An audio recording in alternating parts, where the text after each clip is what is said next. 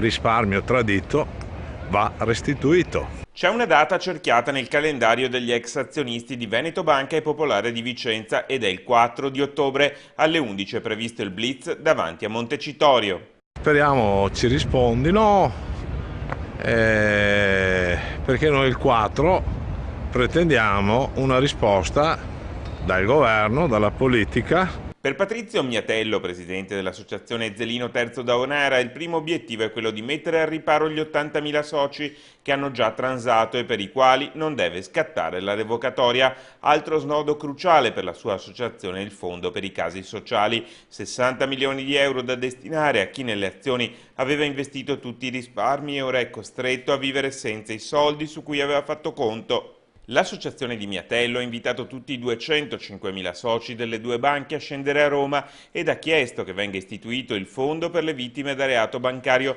attingendo dai 2 miliardi di euro dei conti dormienti.